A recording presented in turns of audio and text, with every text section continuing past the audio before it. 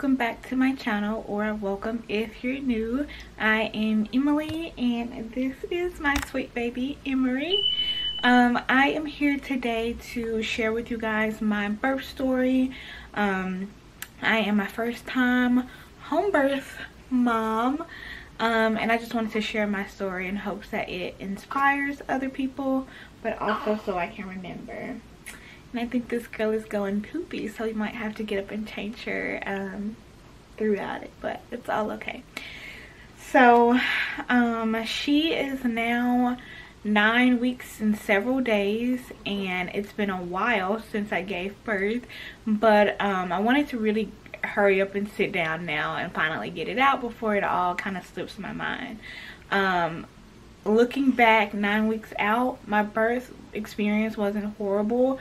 I always catch myself reflecting back on it maybe every few weeks, like, wow, I really did give birth, and I gave birth at home, and like it wasn't traumatic, honestly. So that part feels good, and it sucks, but I feel thankful for that. And the reason that I say it sucks is because I don't want to get into a whole rant, but like we are taught that birth is just like this really horrible, traumatic thing, and I'm at peace with how my birth went. So, and labor went too. So let's talk about all the things. So I started to keep notes. She arrived on a Sunday just before noon, and it was the 12th. So it was the 12th of the month of February. Are you getting sleepy? That's a big yawn. I don't know if you guys saw it. But so starting on the 10th of February, I started to keep notes because I'm like, I think something is about to happen. So on February the 10th, I was 38 weeks and 3 days. And here I have that I started to feel like I needed to pee, like right after I peed. And I don't know, but I've always been the type that, like, you know, go to the bathroom very frequently, always peeing. But it was like, as soon as I was done peeing, get up, wipe, wash your hands. It's like, oh, I gotta pee again. I don't know where that came from, but I wrote that down. More active movement from baby. So she was always pretty consistent with her activity, mostly late at night, and early in the morning is when she was active the most, which is funny now that she's here because that's kind of when she's active the most. But I put more active movement from baby. Also, I started to feel like pressure in my butt, feeling some like cramping, and then I was going number 2 way more often. And then I had very little discharge on some tissue, and I put it was the size of a thumbnail, and so I was wondering if that was part of my mucus plug or not. So I ended up sending that picture to my midwife, and I think at the time she was like, hey, it may be part of it, but usually there's blood in it, so she wasn't quite sure. It just might have been discharge. But me obviously being a little more familiar with my body, I wasn't getting like that amount of discharge, and when I saw that, I was like, oh, that's something, and it was. So the next day, that morning, as always, I woke up to go pee in the middle of the night. So around 1:20 a.m. I went to go pee, and before I got to sit on the toilet, a gush of water fell out, and you guessed it, that was my water breaking. So my water broke over in the night on 38 weeks and 4 days. I was still having that period like cramps, and so as you probably know, here in our like birthing world, once your water breaks, you're put on a time clock. Like they give you 24 hours to kind of get labor started, or you have to be induced. And so my plans to give birth at home, I felt like was starting to slip away. And honestly, I became a little doubtful, but I'm glad that I didn't let that doubt fester or stay around for too long. You want to move on the other side, maybe?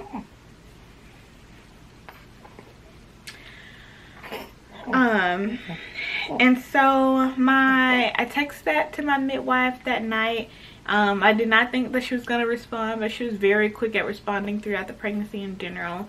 So I texted to her. I said, hey, I think my water's broke. And I was just gonna plan to go lay back down and not get a response from her until the morning time, but she actually responded. She was actually at a birth that night, so she actually responded. She said this usually, like, in her rules, she's supposed to come by and check, and I was just like, let's wait until the morning time. And so she came over the next day, that afternoon, maybe around noon or 1 o'clock.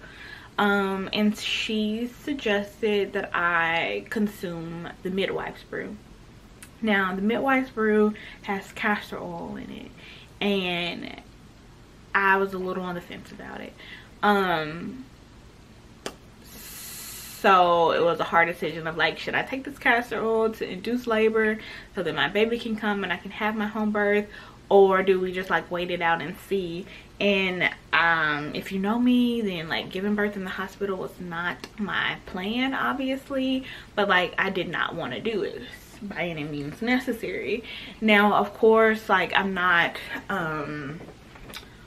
what is it, like when you're risky or like taking risks that aren't advised, like if there was an emergency, we had a plan to go and transfer to a hospital, you know, in that case. So I decided to take the midwife's brew. It was absolutely disgusting.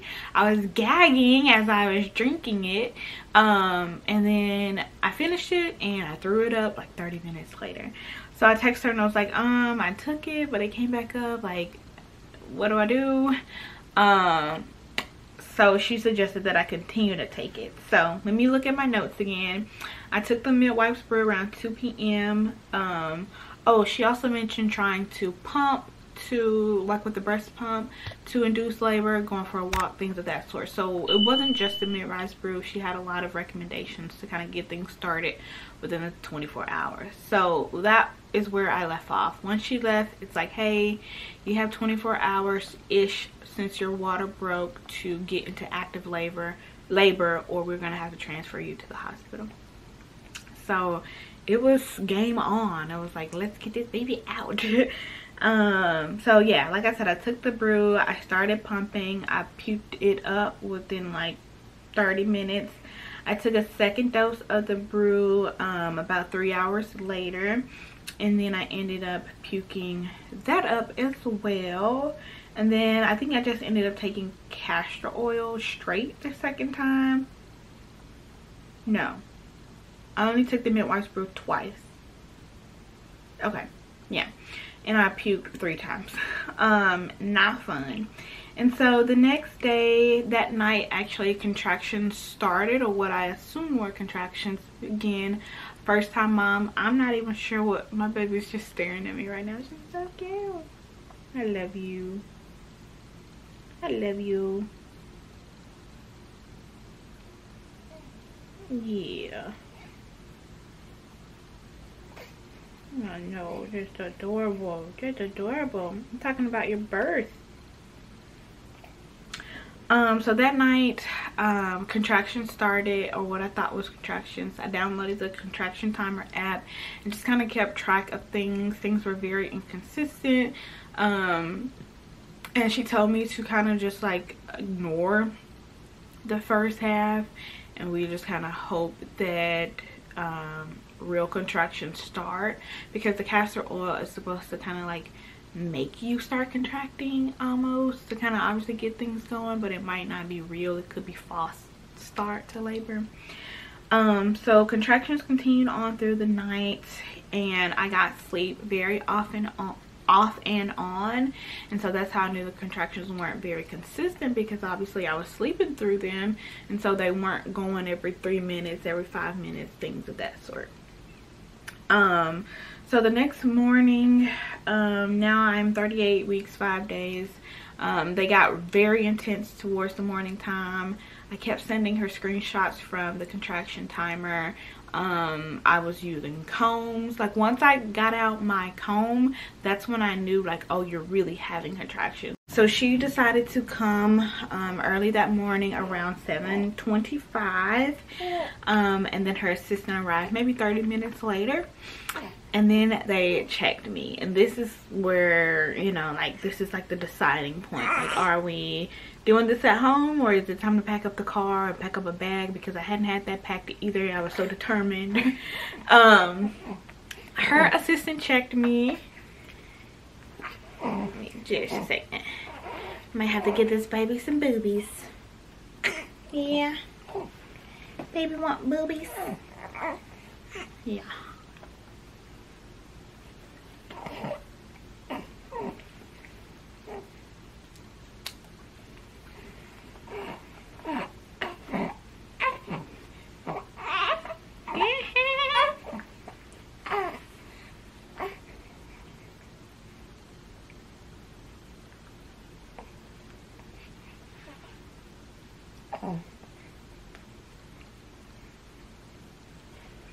Okay, so her assistant came to check me, and that was like the dun dun dun moment of truth.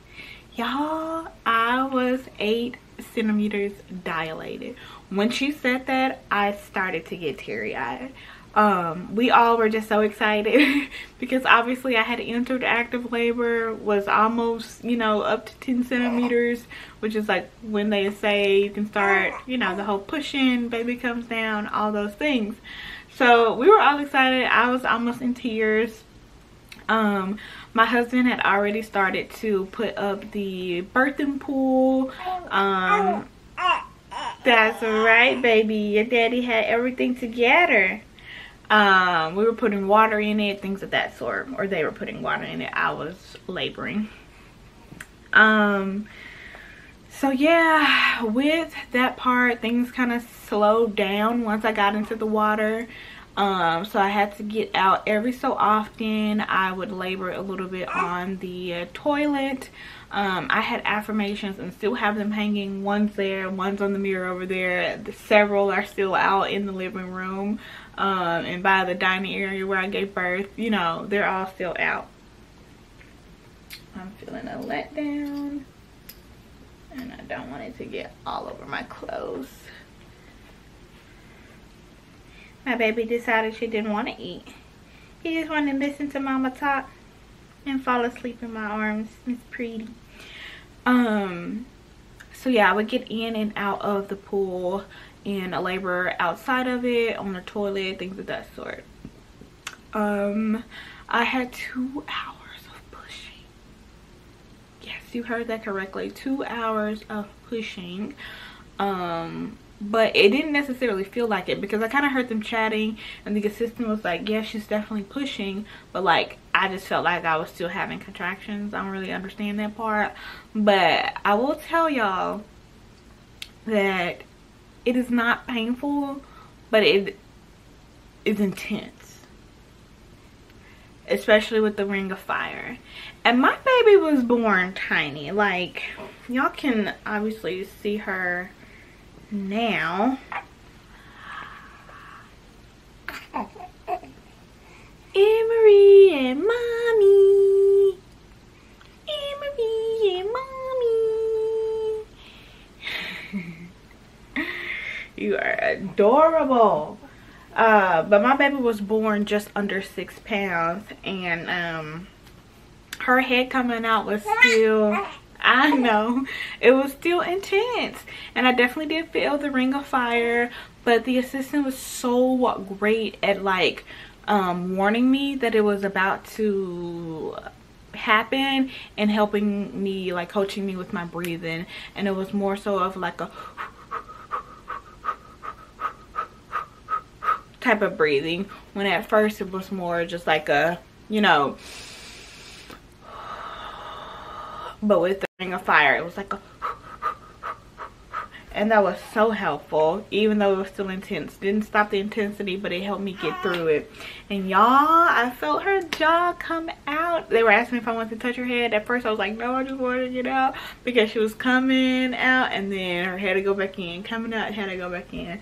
It was not fun for my lady parts. And so I eventually touched down to her head. But yeah, I felt her jaw come out, and then she just like slipped. The rest of her body, it just feels like almost like a water slide. It just slipped right out. The midwife assistant grabbed her and put her on my chest. And she did not come out crying. Like, it's so crazy. That part had me a little nervous, but she was breathing well, very alert, eyes were open, looking around. But I was under this assumption that like babies come out wailing and like screaming and crying, and no, like she was very content, very calm. And we got in bed, everybody got in bed, my husband included, and just bonded for a few hours. The midwives cleaned up everything. We tried to work on her latching to the boob, but we, you know, did skin to skin.